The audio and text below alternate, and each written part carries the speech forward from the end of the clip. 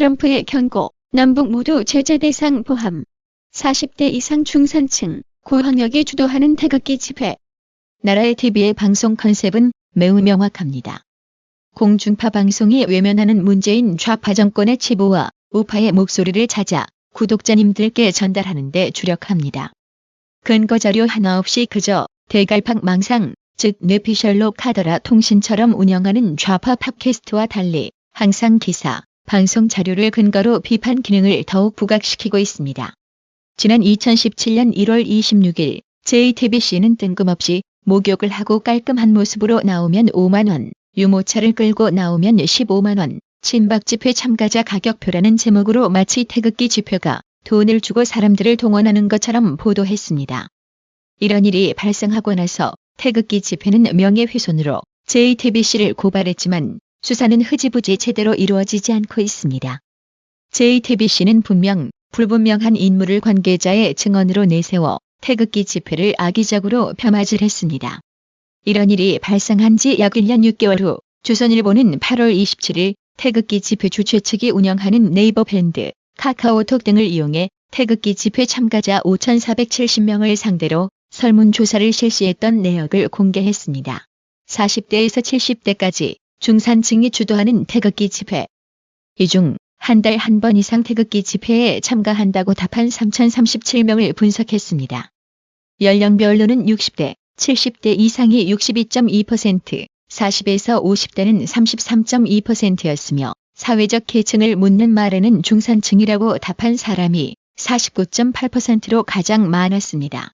조선일보는 한국의 50대 이상 시민 중 4년제 대졸 이상 학력자 비율은 2015년 기준 16.2% 통계청 자료를 근거로 태극기 집회 참석자 중 4년제 대학 졸업 이상이라고 답한 사람은 59.5%였다며 학력 수준도 높았음을 보도했습니다. 취업 여부에 대한 질문에는 59%가 일을 하고 있다고 답했습니다. 집회 참가자들은 표현 방법이 세련되지 못한 부분은 있지만 소외된 노인의 극우 집회는 아니다고 했습니다.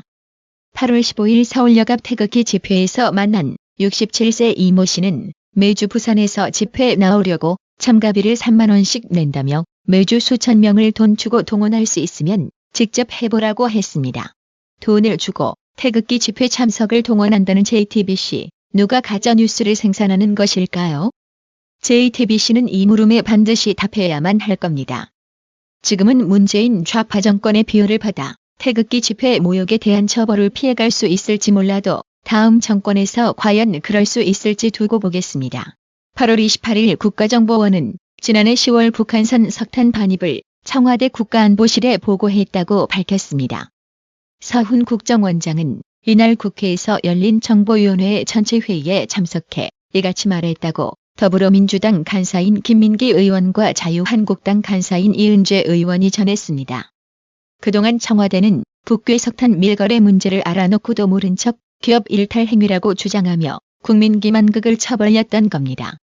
현지 시간 8월 27일 워싱턴 포스트는 문재인 정부가 미국의 동의 여부와 상관없이 북한과의 관계 개선을 더욱 강화하면서 독자적으로 행동하려는 데 대해 미 정부 내의 우려가 높아지고 있다고 보도했습니다. 특히 워싱턴 포스트는 마이크 폼페이오 국무부 장관이 주도하는 외교적 노력이 진전을 거두지 못할 경우 도널드 트럼프 대통령이 수주 내에 남북 모두를 겨냥해 미국과의 긴장을 고조시킬 수 있는 강력한 조치를 승인할 수 있다고 전망했습니다. 워싱턴 포스트의 외교 전문 칼럼니스트 조시 로기는 칼럼에서 북한 비핵화 협상을 둘러싸고 그동안 살만무성했던 한미 간 불협화음을 공개적으로 부각시켰습니다. 트럼프 대통령이 북한은 물론 남한을 향해서도 공세적인 조치를 취할 경우 한반도 정세는 예측하기 힘든 경랑에 휘말릴 것이라는 우려가 나오고 있습니다. 워싱턴 포스트에 따르면 미북 회담에 관여하는 미 행정부 고위 관계자는 최근 스탠퍼드대 한반도 전문가 데니얼 스나이더에게 우리는 한국과 공동 보조를 취하는 데 큰 문제를 갖고 있다고 말했습니다. 이어 한국은 단호하게 밀고 나가려 결심한 상황에 이르렀다며 한국은 더 이상 우리와 발맞춰 대응할 필요를 느끼지 못한다고 지적했습니다. 이런 상황인데도 국민에게는 한미 긴밀하게 공조하고 있다고 뻥이나 치고 있는 문재인 좌파 정권. 문재인 좌파 정권은 다른 남북협력 사업과 함께 개성 남북 공동연락사무소 설치를 검토 중에 있으며 남북은 또 이산가족 상봉을 비롯해 경의선 동해선 철도, 도로협력, 아시안게임 등 체육협력, 산림협력, 민간교류 등을 추진하고 있습니다. 미국은 비핵화 협상은 멈춰 있는 상황에서 남북 관계 개선 속도가 너무 빠른 것 아니냐는 우려를 하고 있습니다. 워싱턴 포스트는 이런 상황에서 북한이 비핵화에 긍정적인 대답을 내놓지 않을 경우 트럼프 대통령이 초강경 매파인 존 볼턴 백악관 국가안보보좌관 편에 설 수 있다고 전망했습니다. 폼페이오 장관은 방북을 통해 북한의 핵리스트 신고와 미국의 종전선언을 교환하는 방안을 협상하려고 했으나 볼턴 보좌관과 제임스 매티스 국방부 장관이 반대했다고 합니다. 볼턴 보좌관은 미국의 양보가 북한에 미국이 약하다는 신호로 비춰질 것을 우려했고 매티스 장관은 종전선언이 한미 군사 대응 태세에 부정적인 영향을 미칠 것이라고 주장했습니다. 나라의 TV는 트럼프 행정부에서 물러터진 폼페이오 장관이 문제라고 늘상 지적해왔습니다. 누누이 강조하지만 지금 대한민국 안보를 그나마 지탱시켜주는 목소리를 내는 부류는 존 볼튼과 매티스 장관, 그리고 미 의회입니다. 나라의 TV가 얼마 전 이병태 교수, 김세 전 MBC 기자, 고소왕 강용석 3인방이 뭉쳤다고 소개한 적 있습니다. 이들은 현재 문재인 좌파 정권을 향해 독사 같은 비판을 가하고 있는 중인데요. 이병태 교수는 한정희가 고용노동부 장관 후보로 거론되는 것을 두고 갈수록 태산이라는 소감을 남겼습니다. 2017년 10월 국회에서 참고인 이병태 교수를 불러놓고 한정혜 민주당 의원의 일방적 갑질 태도에 이병태 교수의 반박으로 대량 난감한 국회 상황이 연출되었습니다.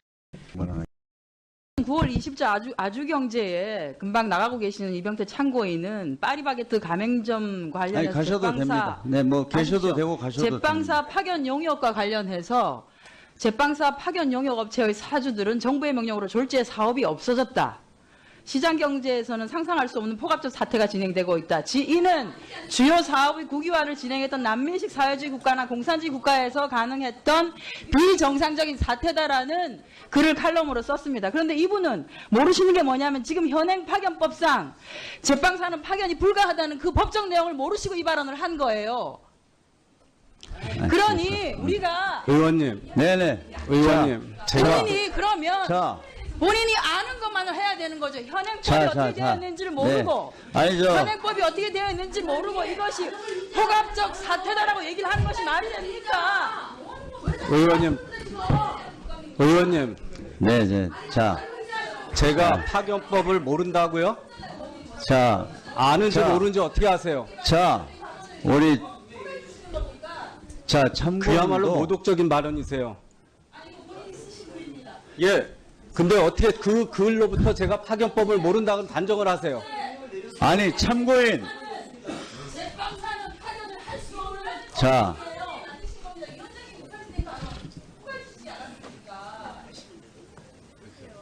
저 참고인 퇴장하세요. 그리고 저희가 회의 진행하는데 그렇게 발언권도 주지 않았는데 그렇게 하는 건 아닙니다. 네, 가십시오. 네. 개인에 대한 공격을 하시니까 그런 거예요.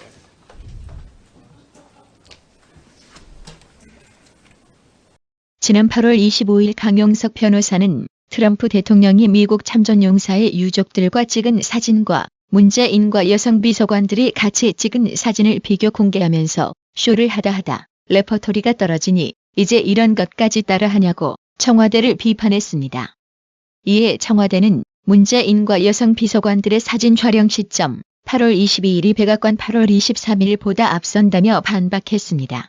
하지만 한 번 잡은 먹이는 절대 놓치지 않는 강용석은 사실은 이걸 베낀 건데 더 비슷한 걸 잡아내니 아니라고 광분하기는이라며 지난 4월 11일 온라인 성인신 매매와의 전쟁법에 서명하는 트럼프의 다른 사진을 게재했습니다.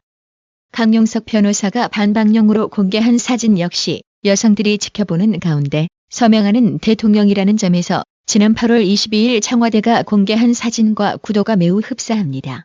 강용석 변호사는 두 사진을 게재한 뒤 이건 뭐라고 변명하려나라며 서명하는 대통령의 뒤에 사람이 서 있으면 비슷하게 나올 수밖에 없다고 하겠죠라고 덧붙였습니다.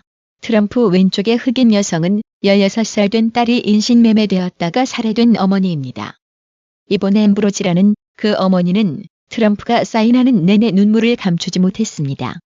트럼프 주위의 여성들도 인신매매 반대 법안을 추진해온 단체 관련 여성들이고요. 앞에서도 맥락과 철학을 말씀드렸지만 여성들을 많이 뒤에 세우고 사인하는 사진을 찍으려면 그에 상응하는 이유와 상징이 있어야 합니다. 여성 비서관들과 점심을 먹었으면 그걸로 끝내면 될 일이지 자신의 영문연설집에 사인을 왜 그 여성 비서관들에 둘러싸여 하느냐는 겁니다. 차라리 무슨 여성 관련 정책에 대한 결제 사인이라면 의미가 있겠지만 대통령이 무슨 아이돌인가요? 자기가 쓰지도 않았고 번역한 것도 아닌 영문연설집에 사인해서 여성 비서관들에게 한 권씩 나눠줬나요? 점심 먹고 기분 좋아서 그럴 수 있다 치더라도 그걸 저렇게 사진 찍어 청와대 홈피에 올려놓는 건 뭘 의미하는 건가요라며 이제 탁현민식 연출법, 쇼정치는 그만하라는 메시지를 던졌습니다. 다시금 강조하지만 이런 내용은 정권 나팔수 공중파 방송에서는 절대 취급하지 못할 컨셉인 거죠. 공중파 방송이 국민의 외면을 쳐받으면서도 혈세로 적자분을 메워주니 정작 국민 무서운 줄 모르고 있습니다. 나라의 TV는 살아있는 권력과 맞싸우는데 자부심과 긍지를 느끼고 있습니다. 속보입니다. 현지 시간 8월 28일 제임스 매티스 미국 국방장관은 앞으로 더는 한미연합 군사훈련을 중단할 계획이 없다고 밝혔다고 로이터 통신이 보도했습니다. 매티스 장관은 내년 한미연합 훈련에 대해서는 아직 결정하지는 않았다고 말했다고 로이터 통신은 전했습니다. 박희정님, 김은종님, 박문학님, 구독료 후원 진심으로 감사드립니다. 나라의 TV는 보다 더 양질의 컨텐츠를 생산하기 위해 자발적 구독료를 후원 형식으로 받고 있으니 많은 성원 부탁드립니다. 시청해주셔서 감사합니다. 구독은 꼭 눌러주세요.